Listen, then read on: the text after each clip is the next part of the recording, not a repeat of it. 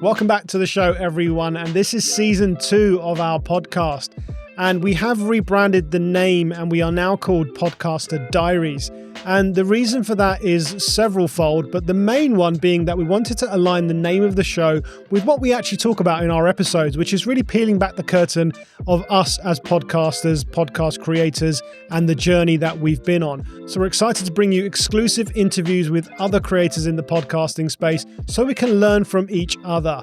In the first episode in our new season, we're going to take you behind the mic of Anisha's podcast, Pharmacist Diaries, where she's going to talk about her journey, some of her wins, and some of the things that she's learned along the way. Hope you enjoy the episode. Anisha, hello. Hello. How's it feel to be in the hot seat? It's a bit awkward, actually, after a while. I've not been face-to-face with you, but I'm actually really excited because we haven't done a episode together for quite a few months, and looking forward to it. Let's start at the top then. So what inspired you to start your podcast? And before we get into that, maybe you should help people to understand what is your podcast and then tell us what inspired you to start it. So my podcast is called Pharmacist Diaries. It's a behind-the-scenes tour of life as a pharmacist. I also include pharmacy students in that story too. But we go behind the scenes of what pharmacists do, their career pathways, the transitions they make, the skills that they use. And the aim of the podcast and the mission is to really showcase the pharmacy profession and also showcase those stories and the lives behind what they do and inspire and motivate other people to really think about their career journey and what they could do to make the most of this amazing profession that I'm in. And because I've had such a diverse career pathway working in multiple sectors, so I've worked in a community pharmacy, I've worked in hospital, I've worked abroad in Abu Dhabi as a pharmacist, which was such an incredible experience, working in emergency services. Part of that was Formula One. And now I'm diving into education and pediatrics, that I want to showcase to young people that there is so much opportunity.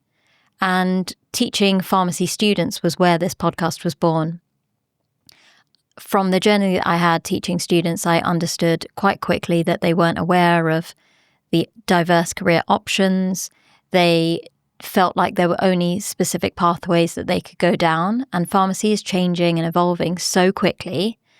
And a lot of my students commute, so I know that they've got headphones on, they're on a train or a bus listening to YouTubers or watching YouTube videos or maybe on Spotify listening to music.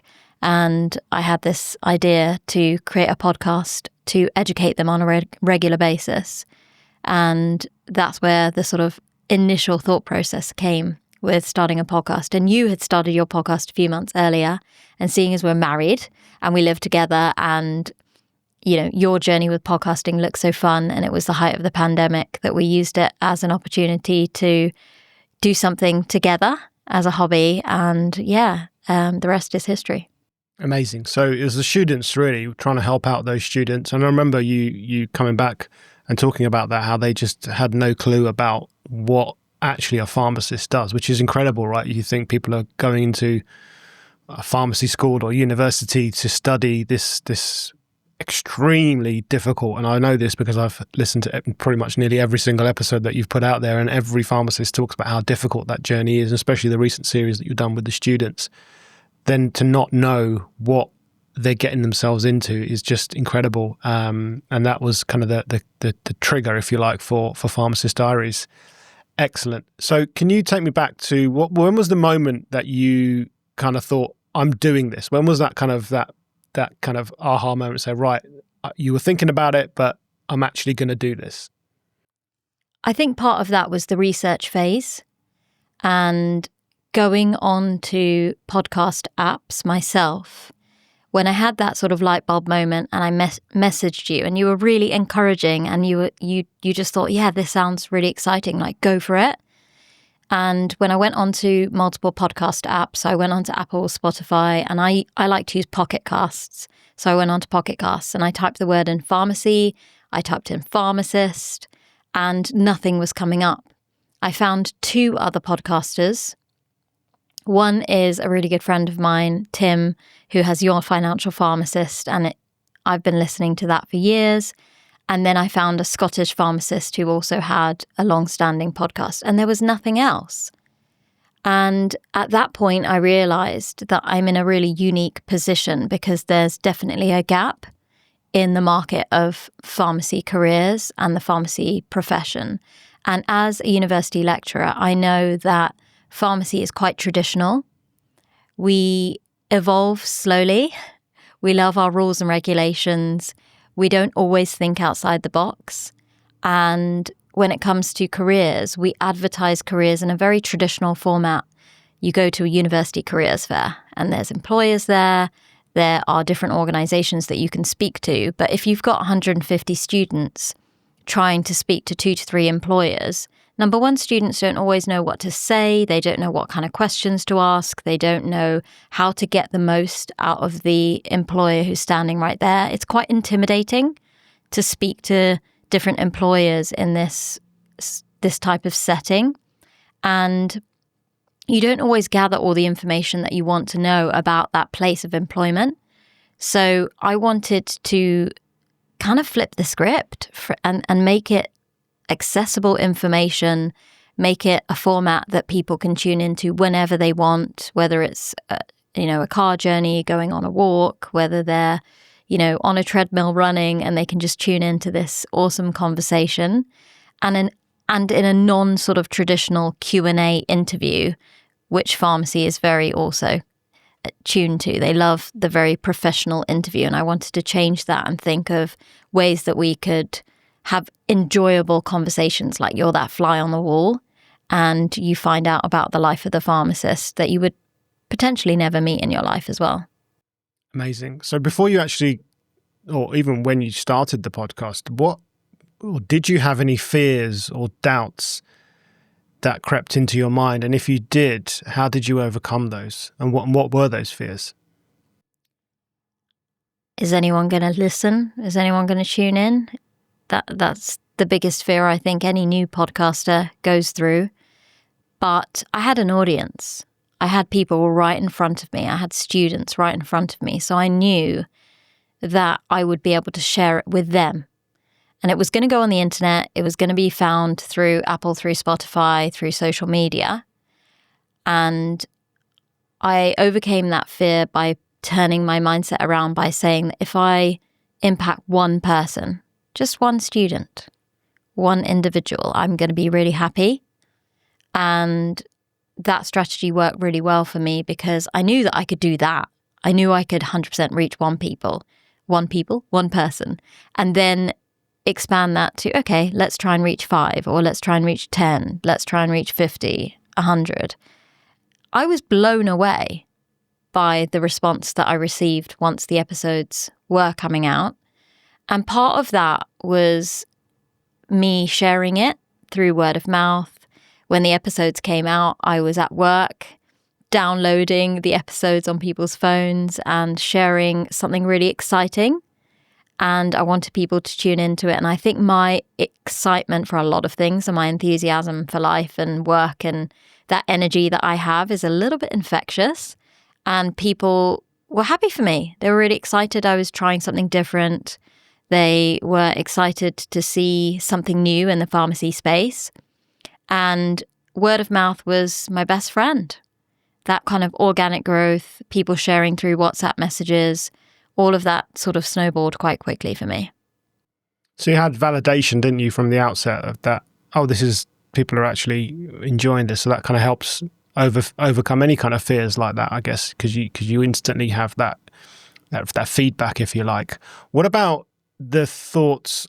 Were there any fears around the actual hosting and the interviewing? Because your podcast is an interview format. It's not just a solo podcast. You interview other pharmacists. So how did you have any concerns around that? Yeah, of course. I didn't really know what I was doing, but I really enjoy having conversations with people. And I utilized curiosity to my advantage. And when I researched that individual on the internet through LinkedIn or emailing them and asking them to send me a copy of their CV. I use my own personal curiosity as to what would I like to know about this person, and if I want to know that information, surely other people would find that valuable. And at that time, I also knew what students and young people would want from that conversation. So I would send my guest a list of questions. I would ask them, first off, why did you want to become a pharmacist in the first place? What were the first few years like of your journey? And I also did it in a format where we followed their pathway from student life all the way to where they are now. So for them, it was easier to be able to share that story because you just go in the order of their life and they just get to share their life story. And the curiosity was the main thing that really helped me. Sending them questions also helped them to be able to know what was coming, because it's very unlikely that pharmacists have ever been on a podcast before, and it was all really brand new for them. And I knew they would be nervous to share their story because we are quite reserved as a profession, and things are changing and molding now that social media is so big. You are seeing so many more pharmacists on platforms sharing and showcasing the day in the life, or what they're doing, what research they're publishing, achievements that they've had with their own communities. But 4 or 5 years ago, that wasn't the case. I also used the strategy of interviewing people I already knew in the early days of my podcast, which made it easy for me then to have a conversation with them because they're my friends. So I interviewed people who were willing to share their story and people that I already knew their story. So it was easy to then showcase that to the rest of the world. I love that answer.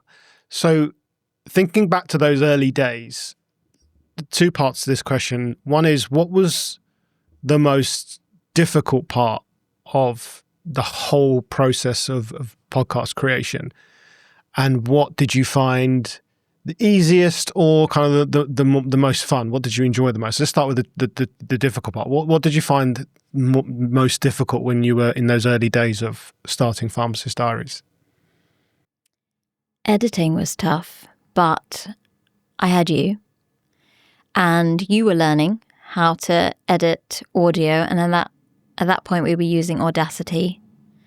And I had to make a checklist of things that I needed to do in order to edit a podcast episode, whether that was chopping out all of the mistakes or the ums and ahs that I made, or the gaps in the podcast, adding music.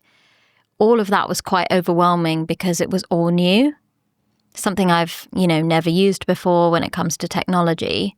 So I had a notebook where I literally listed down a checklist of the 20 things, like a standard operating procedure, like a pharmacy SOP. These are the things in order that I need to do. And every time I sat down to edit, I would go through them. And that's exactly what pharmacists do. And now, 5 years into the journey, I see how many similarities there are between podcasting and pharmacy, and following the different pathways, the protocols, and your processes in terms of how to get from finding a guest all the way to publishing an episode. It's very similar to pharmacy. And that was tough because I made mistakes. I had to ask for help. I had to overcome those barriers of technology. And we were constantly updating what we were doing because you were enjoying the process of improving microphone quality, adding the music in. We were using Purple Planet back then for the free music, and going through all of the different sort of songs that we could use. But what I discovered that I enjoyed as part of that process was the creativity. And because I love sort of arts and crafts, I remember I used to spend a lot of time doing creative things as a young child or a teenager. And then we discovered the world of Canva. I fell in love with Canva because as a teenager, I used to love Microsoft Publisher, and I used to create all sorts of posters and different things on there just for fun. And Canva's just a massive upgrade to that. And then I started getting involved with social media and using Instagram and playing around with what people would like to see or how to develop different kinds of posts onto social media. How do I showcase my podcast to the world? Because word of mouth and using WhatsApp and me sharing, face to face in a verbal environment was obviously not going to be enough. I knew that I would need to build a social media platform alongside it in order for people to find me online. So that creativity came into it. And that's where I started to fall in love with the whole journey, because it was just fun creating lots of content for socials.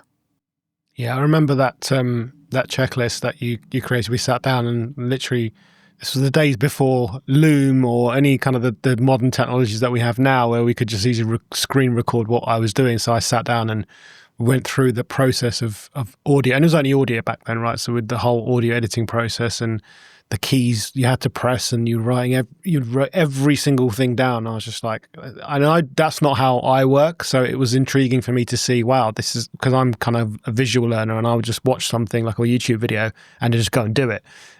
Whereas you have everything meticulously written down on a piece of paper, and some days you couldn't find your notebook, you wouldn't be able to do the editing. But it works for you because it was the process of repetition, just doing it over and over. And he said, like, following that checklist, like a pre-flight checklist, right? Doesn't matter how many times a pilot's flown, they go through the same checklist every single time to make sure they don't make any mistakes. And that's the pharmacist in me.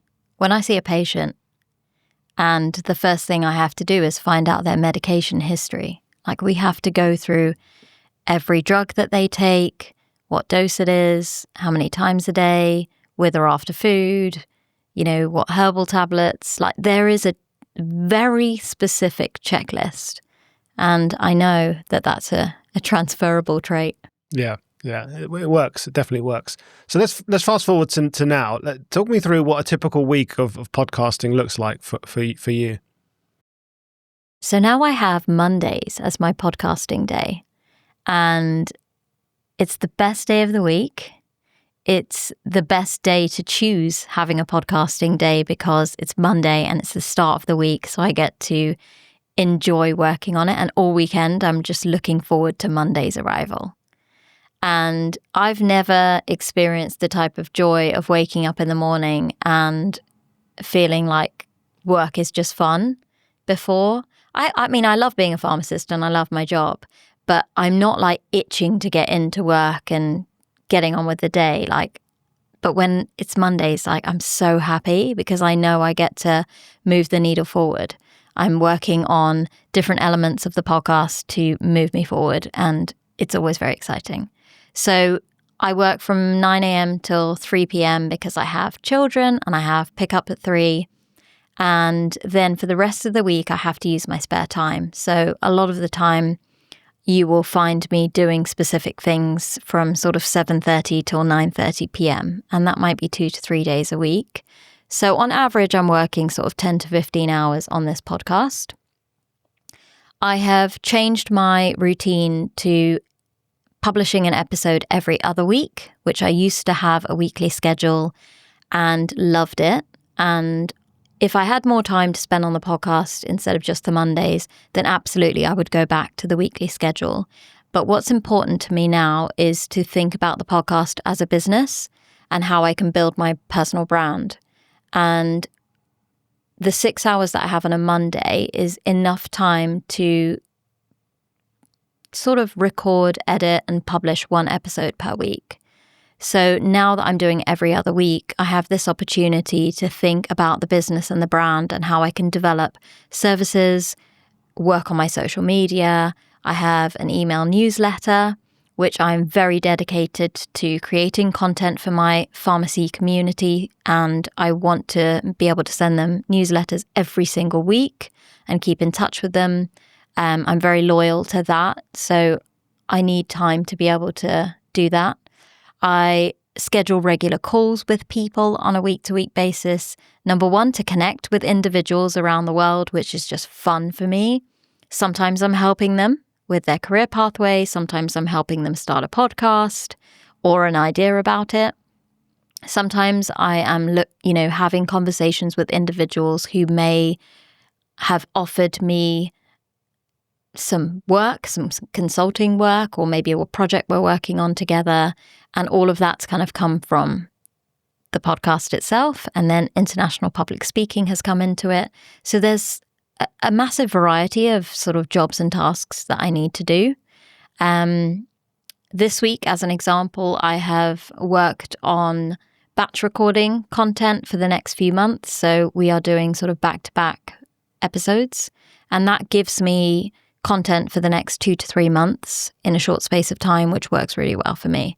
So yeah, that's kind of what a week looks like. Before we continue this conversation, I have to tell you about Auphonic. Ever notice how clear this episode sounds? Well, that's not the microphone or the recording device I'm using. It's because the audio in this and all of our episodes is mastered by Auphonic, my secret weapon for professional sound. Look, I get it. You're focused on creating great content, not becoming an audio engineer. Auphonic's AI does all the heavy lifting, balancing levels between your speakers, reducing background noise, filtering out air conditioner or equipment hum, removing awkward silences, and even fixing EQ issues automatically. After your microphone, this is honestly the next investment I recommend for any podcaster or content creator. It saved me countless hours of frustration trying to make my audio sound broadcast ready. And it's significantly cheaper than hiring a freelancer. Auphonic offers 2 hours of free processing each month, which is perfect if you're just starting out. When you're ready to upgrade, use the affiliate link in the show notes or the description of this video,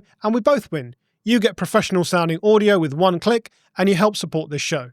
Your listeners deserve clear, professional sound, and Auphonic delivers exactly that without any of the technical headaches. Check out the link in the show notes or description of this video to learn more. Let's get back to the episode. So let's talk about the recording then, because that's quite an interesting, that to an outside person, or to me anyway, if I was not a podcaster, I'd say that that's quite a big piece of the puzzle, right? Actually recording the content.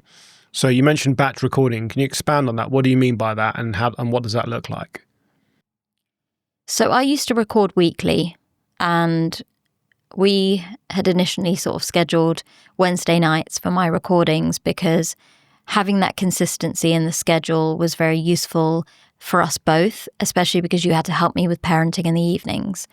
And then I would edit generally on the weekends, and the episodes would come out on Mondays. But what I have realized is that there is so much energy and love and organization that goes into recording a podcast episode with a pharmacist. And you really get quite hyped up about the whole process. You want to capture as much, useful information from that person. A lot of love goes into it. A lot of brain power goes into it. So recording in the evenings was tough because I'd just be so excited that it would be a struggle to then go to sleep in the evenings. And when I look at the amount of time that I have to spend on the podcast, I also thought from a strategic point of view, it would be really useful to get into that flow state of recording multiple episodes, so 4 or 5 episodes per day for 2 to 3 days in a row. So the most I've ever recorded is 17 episodes in 3 days, and that gives me over 4 months worth of content. And then in the back end, it's easier for me mentally to know that I can find snippets of time alongside a full-time job, alongside parenting 2 young children, to then edit and publish and do all of the social media and the newsletters. So for me, getting into flow state with recording across a few days has been really beneficial. I've got the energy, I've got the content in my brain, I've got the excitement for actually recording, and it's exhausting when you do it, but exhilarating all at the same time. And from the perspective of face-to-face, in-person podcasts, I obviously need your help, and I have to work with you to schedule your time, to set up the studio. And instead of having to do that weekly, which takes a lot of time for you, if we batch record, we do it once, and then we don't have to do it again for a few months. So from that perspective, it helps you to obviously not use as much time. So it's time efficiency at the end of the day. So that's why I do it, and the benefits of doing it. Yeah, I think batch recording is key for any new podcaster out there, or even an experienced podcaster. I think if you're not batch recording, then you're missing a big trick and a massive time efficiency, time hack. If you want to, I don't like the word hack, but people relate to it. It's a time hack. You get a lot of time back just by doing back-to-back recordings, whether it's in person or virtual, because you're still doing virtual recordings, but we're trying to do a lot more in-person recordings, which of course there's a lot more that goes into it. It's setting up this studio. Unfortunately, I can't leave this space looking like this. This is also my office, so I have to kind of transform the space. I have to today I've taken a day off work because, again, we had a day of recordings scheduled. We use the weekends as well. So yesterday we had a whole day where we had people coming to our house. So it does take up a lot of time, but doing it in one day just makes it worthwhile, and I can just leave this set up and then break it down when I need to. So I think batch recording for me has been the biggest change that you've made in your workflow. That's been, I would say, the biggest benefit to the podcast. So you've got recording scheduled. Talk me through how you prepare for an episode. What are some of the things you are doing, the steps you are taking? What are you mentioned earlier, you're quite meticulous and you have checklists and you go through processes. What is the process before you have an interview? What would you be doing? So I've changed my strategy quite significantly. And there are some major benefits, but it is tough mentally. So initially, I just enjoyed having a conversation with someone. I would research who they are, what they've done, what might be beneficial for my audience to learn about their journey, especially if they're in different sectors of pharmacy. I wanted to showcase all the aspects of pharmacy that are available. And now that I have that variety on my platform with 175 episodes, people can find that content, which is amazing. And the organic growth strategy that I've had and using social media has worked wonders. I mean, we're talking about hundreds, over 100 countries listening in, thousands of downloads, and it's done amazingly well. But when it comes to YouTube now and doing all these face-to-face and in-person episodes, there are elements of the YouTube algorithm that I didn't maybe understand in depth, or I want to understand more because I want YouTube to be able to find more people organically, using the algorithm to find new people who don't know I exist, because there are thousands of people who don't know I exist, and I wanted to leverage that and find ways to not only increase, obviously, the number of subscribers I have, which would be amazing if it happens, but also increase the retention time of my videos and make sure that people are watching the content for longer periods of time. And I met up with a lady named Amber, and I spent an incredible hour with her learning about YouTube, and she's successfully helped other podcasters and YouTubers, number one, increase the number of subscribers that they've had, but also increase that retention time, push content further. And she's blown my mind with the valuable information that she's given me that's just helped me to shift the way that I plan podcasts. So initially, I would just find a guest, research their career history, and genuinely sit down and have a completely freestyle conversation with them where whatever comes up, comes up.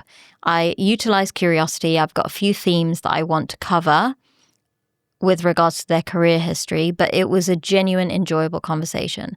But what I have discovered about YouTube and podcasts in general is that people love that, but they also want to be educated. They want to be inspired and motivated, but at the same time, they are craving to learn something from you. And the natural conversation does allow you to do that, but there is a link between the title itself and the content that you deliver and making sure they marry up like a perfect, two peas in a pod. And what I've understood from that and the conversations that I've had with her is that you have to think of the end in mind before you even record or sit down to with your guest. So what I do now is I research the guest and research their story, where they've worked. And I also find out from my audience, what is it that they would like to learn about this journey or this sector of pharmacy or the career transitions, the skills, etc. And what keywords would they type in to YouTube or Google to learn about that topic? And using that information alongside the actual story of that pharmacist, I'm coming up with a variety of titles that I could potentially use. So say, for example, I am interviewing a pharmacy student, and one of the titles that would be really valuable for a pharmacy student and what they type into YouTube and Google is how to be a successful pharmacy student, or 3 study hacks or strategies to, get better marks in your university degree or in a specific module, or 5 mistakes that I've made as a pharmacy student and what I've learned from them. So the title itself has to be something that people would click on, and then relating that to the thumbnail as well, and making sure that the visual aspect is appealing to my audience, and the keywords that I put onto the thumbnail are also valuable too. And once I've created a title, I then have to actually sit down and think, what elements of this person's story, what transitions have they made, what accomplishments have they achieved as a pharmacy student or a pharmacist, link back to the title. So if they're talking about 3 study tips, what are those 3 study tips, and how can we still deliver what feels like a podcast episode, what feels like a genuine, natural conversation, but deep down, there is a strategy behind it. And with pharmacy students, they've generally never been on a podcast before. This is their first time ever doing a video recording or an in-person video recording, and making them feel comfortable, making them feel like they are at ease in my presence, because they might not have even met me before and we've only kind of conversed online, and still getting them to be able to deliver that information that I want for my audience to, enjoy, as well as delivering the background knowledge that I want to put into the video, is what makes a successful YouTube video. And I started this strategy this year, and if you look at the average number of downloads that I've had previously on YouTube, and the simple changes that I've made to my most recent content, if you look at the YouTube graph in the back end of YouTube Studio, there's like a massive shift in the number of views and the retention time, just from this one small strategy of start with the end in mind when you create a podcast episode. Yeah, I think that's a really key takeaway, isn't it? What's in it for me? No matter what type of content you are creating, the person on the other end wants to know what's in it for me. If you're sending an email to someone, what's in it for me? And Mark, the gentleman I work with, he talks about this and he coaches this in his program a lot. So I think starting with that in your mind about, okay, what's in it for the user here, as opposed to, and I started this way with my podcast as well, it's just what's in it for me, right? As the host, because I like you, I enjoy talking to people. I have the curiosity. I never used to script anything. I never hardly even researched a guest. I'll just know, this is an interesting person. I want to know more, and I'll save that curiosity for the actual recording. But then, your recordings run into 2 hours long, and you're just having a great time, but you put that out there, and people are not interested, and it's not engaging or not getting the response that you want. So as much as I think you should still, it's hard, isn't it? Because you don't want to just focus on the numbers and the outcome. But at the same time, the fact that you're putting content out there, you do want the numbers and the outcome. So you kind of have to find that happy balance. So I think thinking about that is a key thing. And I've seen that data you're talking about, and it has been a tremendous shift. And that's a lot of that's come from just those small little tweaks. So I love that.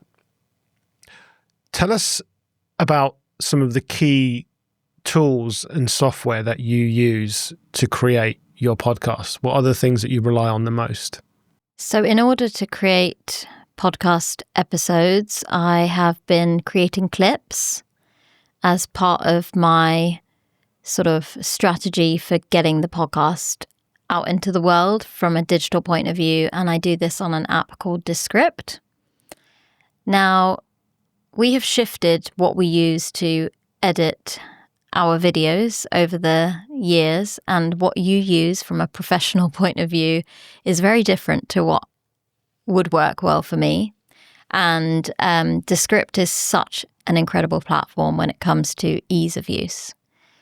You very kindly upload the video for me, and then I have the opportunity to utilize the transcript because you can see the words come up onto the screen and you can actually highlight certain elements of the episode, which is very different to an app like Audacity where all you can see is waveforms and you have to listen to every word through your headphones and highlight and, move the mouse around. It's quite tricky. It's time consuming. It's fun. It's definitely fun, but it's time consuming.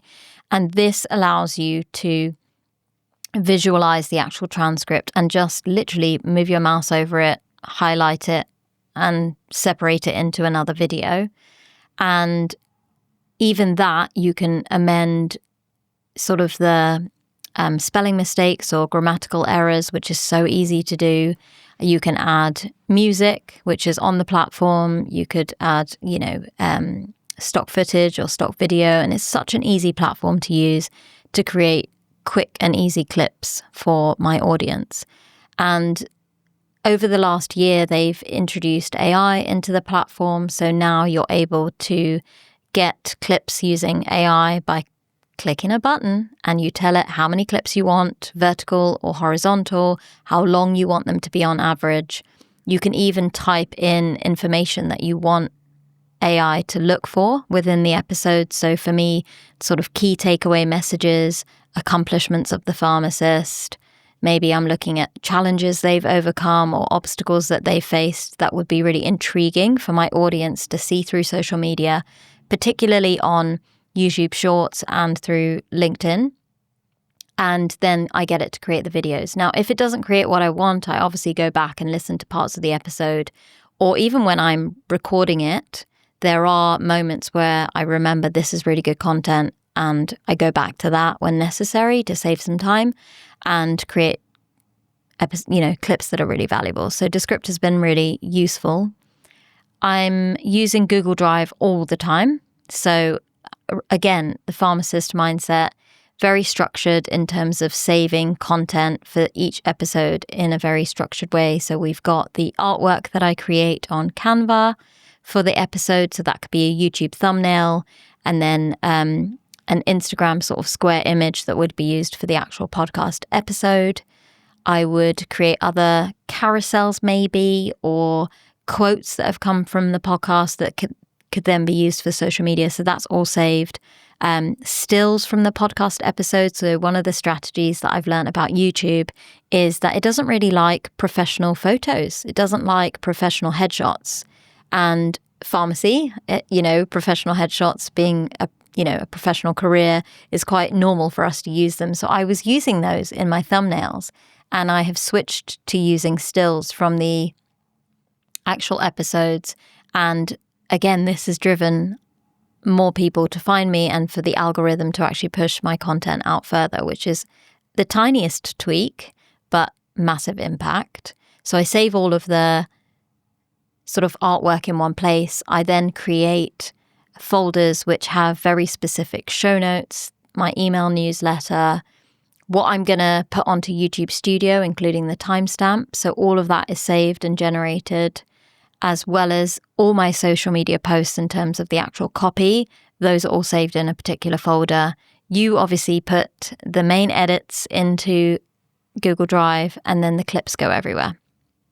And sometimes I share my clips with the pharmacist or the student. So obviously I've got the ability to then share those videos very easily instead of having to email them across to people. So Google Drive has been incredible for that. Now, I really want to use Notion, and I keep talking about Notion because I think it's an amazing platform for organizing your content and understanding where all your episodes are. You can tag different topics that come up in the episode. So for Pharmacist Diaries, we could be tagging what type of career history this person's have, what topics come up into discussion. Because if, for example, later this year, I want to do a compilation episode, it's then really easy for me to go back to Notion and find those tags and actually find the content that relates specifically. Because now we've got 175, 176 episodes. I would then have to manually go back and figure out who did I talk to, what did I talk about, what snippets of information could I go back to, or if someone's actually looking for specific content. I get asked all the time in person or through social media. I'm really interested in this. What episodes shall I listen to? And I have to, think in my head like, oh, okay, who did I speak to recently that would be really valuable? But if it's all logged very specifically in Notion, it would be easy for me to then find the tags and send over the information. So those are the main sort of apps and tools that I use. We have used Asana from a project management point of view, which is a lot easier, I think, than using Notion. And it's something that I've implemented as a pharmacist in my workplace, so it's easy to know exactly what you need to do. And I love that you can create a template. So you've got a checklist of items that you need to do for every single podcast, every time that you record something. You can share that with other people who are in your team. So for me, I could share it with you or potentially interns that I have who are working with us. So I don't have anyone with us at the moment, but if I do, it's then easy to share where we're at with different projects. So that as a project management tool is really successful to use as well. Yeah, I agree. I think Notion is fantastic. However, I think now the kind of use case you gave there, I feel like there's AI that can help us with that. Just having a chatbot embedded onto your website, like Searchy, for example. I think they've changed their name, haven't they, recently? But that would be a perfect kind of way to utilize and go through all of your content without you having to tag it, because that's also a manual process. You having to go through and tag it all, and that's time consuming, and time is something that we all are very, very short on. So yeah, watch this space. We'll be looking into to leveling up that. One thing you didn't mention is, what do you use to record your remote episodes? Yeah, so from a virtual perspective, Descript has a way for you to actually record episodes. It was called Squadcast, but now they've combined together. And it's really easy. You can send a link to your guest, similar to, Zoom and Teams. You just send them a link and they can click into it. When I record a virtual episode, I also send information to my guest about wearing headphones and being in a quiet space. I give a little bit of information about lighting and making sure that I'm happy with what their end of the recording looks like, because at the end of the day, my audience does care about those things, and also the quality of the video that you'll get from a platform like Descript, or maybe if you're using Riverside, will be much better than using Zoom as an example. So that has been really valuable from a virtual point of view. Yes, I mean, Descript is phenomenal. It literally, you can do the entire life cycle of your podcast production within this one application. You can record the episode in Descript. That will take it straight into the editor. You can edit the entire episode. You can add your music, your intro, your graphics, your overlays. You can even export it directly from Descript onto a podcast host. So depending on if it's compatible, but they have a large variety of hosts that you can upload. So you can upload your video straight to YouTube from Descript. I did a masterclass on Descript for our community at work, and I remember saying at the top, it's the easiest way to create end-to-end video. And I mean, by end-to-end, I mean from the moment you press record to the moment you publish. So yeah, this is not a sponsored episode by Descript, but if people are interested in using Descript, I'll have an affiliate link in the show notes and the description for this episode. You can go check it out. But I love it, and I don't use it to do the actual main edit. I use a software called DaVinci Resolve, which, as you said, is a bit more of a pro level software, and it's just, I feel comfortable using that because I just have more autonomy and control. But there's no reason why I couldn't just use Descript and do the entire process end to end. So let's talk about your podcasting journey. How has podcasting... Let's talk about your podcasting journey then. How has podcasting changed your life? I love this question. It's transformed my life. It's made me find my happy place. And not that I was unhappy before, but I found something that I'm really, really passionate about, and you're part of that journey because you've really encouraged me to think about technology and the digital world and microphones and video and all things podcasting. And from a professional point of view, it's absolutely transformed my professional career. I have something that I can showcase to the world. My voice is all over the pharmacy space, and I get to showcase the stories of pharmacists from all over the world, and that just makes me so happy. And now I've been interviewing students.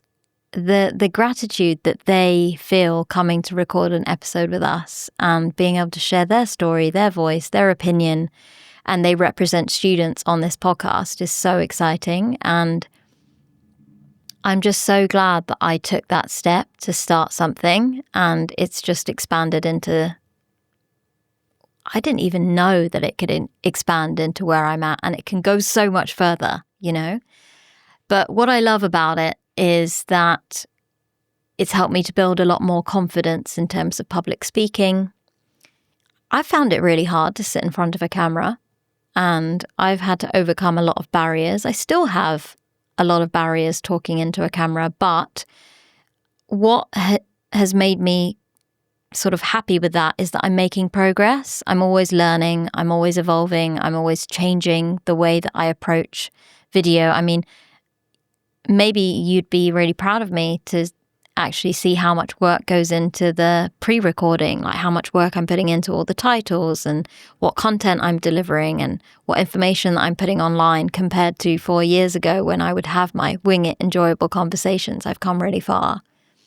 And the other thing that has brought me a lot of happiness is that people online that I found through LinkedIn, through Instagram, have seen the value in what I'm doing, because there's not that many other pharmacist podcasters out there, and especially those who are doing face-to-face in-person videos.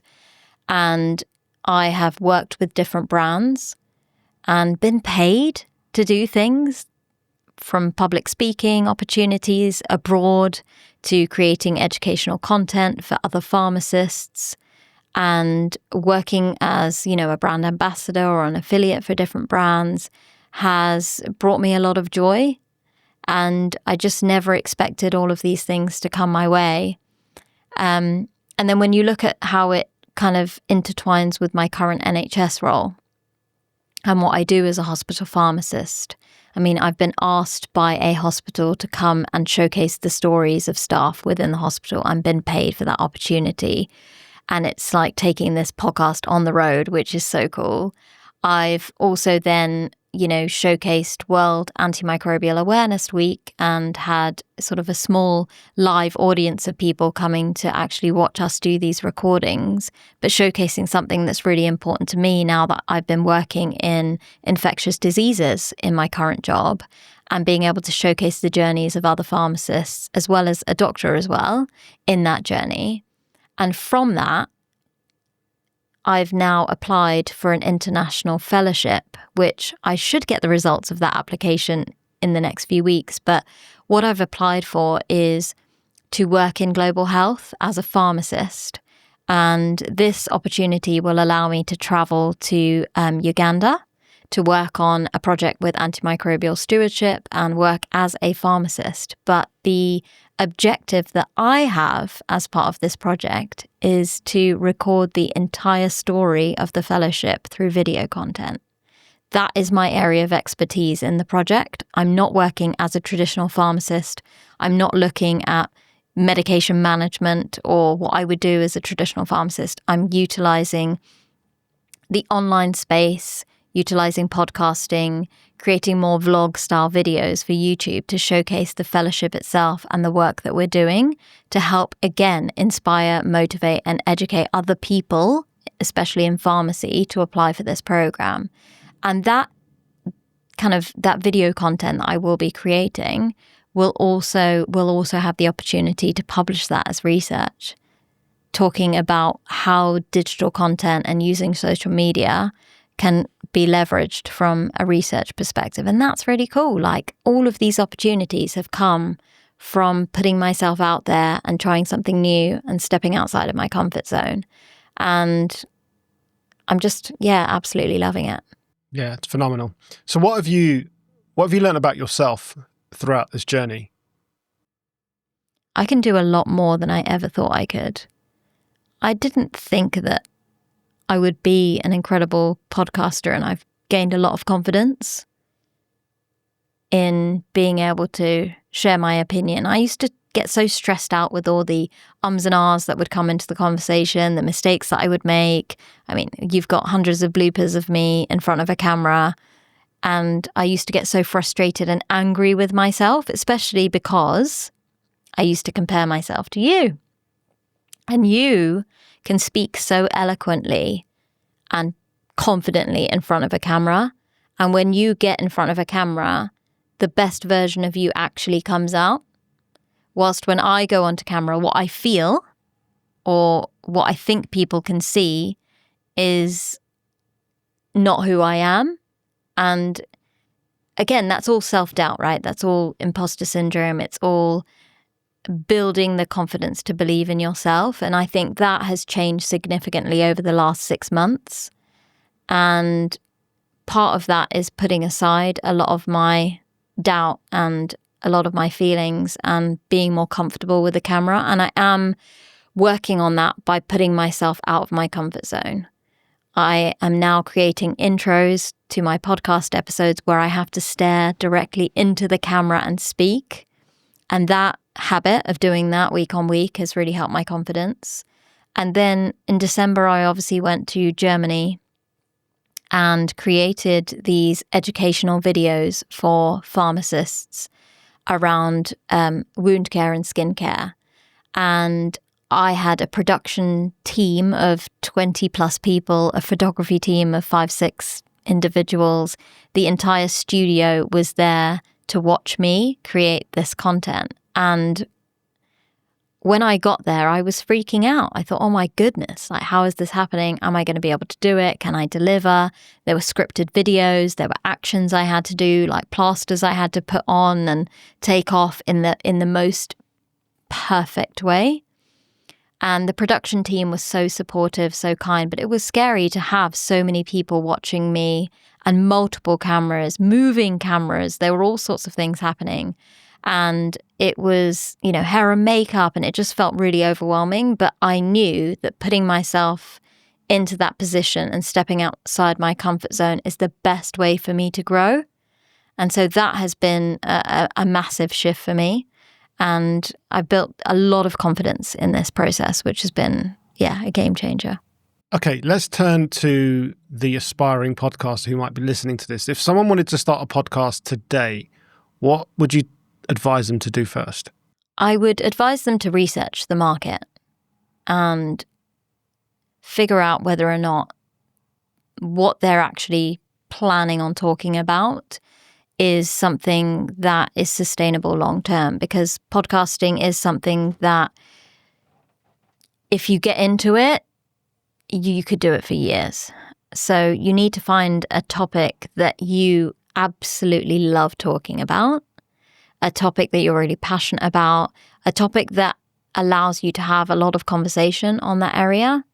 So pharmacy careers, there's endless opportunities of things that you can talk about, from the actual career pathways, the skills that you can use, the new pathways that are coming out. And luckily, I've got this international audience, and pharmacy is different in every single country. So I can showcase pharmacists from all over the world, which is incredible. So there's endless amounts of individuals that I can also interview. But I think for new podcasters, they need to actually research the market in depth before they get into it, to make sure that it is something that they could do long term and enjoy and flourish in for years to come. And part of that research involves going on to podcast apps to see what else is already out there. Part of that is to go onto forums, onto YouTube, onto social media, and seeing what type of content already exists in that market and diving deep into the comments. Because one of the most successful things that you could do is to find out where your audience already lives, the people that you actually do want to target when you create a podcast, and finding out what their problems are. What are the challenges they're facing? What problems do they already have? What questions are they asking online? Because that is golden, because it allows you to create content to solve those problems. And when you think about podcasting from a long-term perspective, and whether or not you want to monetize that, whether or not you want to get paid by YouTube or have affiliate links or sponsorship. You've got to think about all of these things from the early days and making sure that you've got a big enough problem that you can solve for your audience or inspire them with will be really valuable for you to learn about before you actually go out there and do it. Yeah, I think that's so important, just knowing who you're targeting and what their, like you said, what their problems are. And that goes for any business, right? If you're starting a business today, it could be a dry cleaning business, you're probably just solving a problem of helping people to clean their clothes, and you need to understand what those issues are. If it was, for me, videography, people that are struggling to make social media videos or creating podcasts, so you need to know what that is. And with the podcast, it can seem tricky at first, but like you said, diving into the comment sections is where you're going to find the answers, because that's where people will be asking the questions. So that's a really important point. What are some of the mistakes that you've made in your podcasting journey that might help other people or might help? Let me start that again. What are some of the mistakes that you've made in your podcasting journey that maybe others should try to avoid? The number one mistake that I made was not starting an email list sooner. I know that now. And I think part of that was not knowing what a podcast could provide me or what it could turn into. Because when I started this podcast, I just wanted to reach, a few people, especially my students. I wanted to do something fun, do something creative during the pandemic. And I wanted to build my confidence with different skills when it comes to public speaking. And I just didn't think it would transform into a business. I didn't even know how you could really make money from podcasting except finding a sponsor. That's pretty much all I knew in the early stages. But if I knew how valuable it would be to build an email list and take people off from social media and into your direct email, and the return on investment of doing that when it comes to building your podcast as a brand or a business. Because at the end of the day, if you've got a podcast and then you turn it into a business like I am, you may have a service that you're then going to offer them. You may have a digital product that you create. You may have merchandise you want to sell. At the end of the day, I don't think it's that valuable to rely on social media as a way of selling that service or that product or, merchandise to them. Because if Instagram dies tomorrow or TikTok no longer exists, you lose everyone in your audience. And if you take them off social media and move them directly into email, you've got that direct one-on-one contact. The other thing with building an email list, which is so valuable, is that through social media, whenever you post something, you only reach a small percentage of that big audience that you might have. Your content on social media only lasts a few hours, maybe a couple of days. Whilst when you get them into your email list, you have a much bigger chance of them seeing the content, of reading the content and engaging with you. And the other thing is they can hit reply. So when you start having conversations with them, asking questions, you might do polls in your emails, people are going to respond. And that information is golden when it comes to content creation, because if you start learning exactly who your community are, what problems that you're solving, what they need from you, you can create content that relates directly to what they actually want. And that means, A, they'll be more loyal to you, but your retention time in terms of them tuning into the content and watching the actual videos will be much longer. And it's such an incredible strategy, which I didn't start till just over a year ago. And I've had this podcast for nearly 5 years. So I think it was a missed opportunity. Now, I'm focusing on strategies to grow my email list now, but if I was to start my podcast again, I would build my email list from day one. That's my biggest mistake, and one that I will bang on about for years to come, because I think people just don't realize how valuable that is. Okay, let's try and tie this up now. What's the future for you? What's the vision for the future of your podcast? I want to have the freedom to leave my current 9 to 5 and build a personal brand and a podcast that can support my family financially. And alongside that, I want to be able to travel the world with my family. So that's one of my family values and my personal values, but also travel around the world and record podcasts with pharmacists from everywhere on the planet and take my family on that journey alongside me. That's a brilliant vision for the future. And for people that are listening to your podcast, what would you like your listeners to take away from your podcast? I want them to listen to the stories of people who have experienced pharmacy or had an incredible sort of career journey or challenges that they faced and take action. I want them to hear these incredible stories or transitions applying for new jobs. And I want a pharmacist to listen to that and say, what can I do to improve my career? Or what can I do to make myself happier? What can I do to take on a new challenge or step outside my comfort zone or do something new? I want them to take action from the podcast so that they are the best version of themselves effectively. I love it. Finally, tell us where people can find your podcast, where they'll find you. How can they connect with you online? I spend most of my time on LinkedIn. It's my favorite platform when it comes to social media. And as a pharmacist, a lot of professionals are on there. So if you want to connect with me, do it there, 100%. And DM me. I will always answer. But of course, my podcast is available on YouTube as a video podcast. So that's at Pharmacist Diaries. So definitely connect with me on YouTube because I'd love to hear from you. And yeah, feedback in the comments, subscribe to the channel. I'd love to have that feedback from you. And if you want to see my website, it's pharmacistdiaries.com. And you can find all of my episodes there. You can find information about my partnerships that I've got and what I've been getting up to. So yeah, those are the 3 places. Fantastic. Well, thank you very much for your time today. I think it's been very educational for people that have been listening. Certainly I've learned a lot, even though I live with you and we don't get a chance to reflect like this often. So it's quite nice to sit down and go through that. So thank you. I hope you enjoyed that episode. If you did, please hit that like and subscribe button. If you're watching on Spotify, make sure you're following this channel. If you're listening on Apple Podcasts, make sure you follow us there as well. And leave us a review. Let us know what you think. If you have any questions for our guest, then feel free to reach out.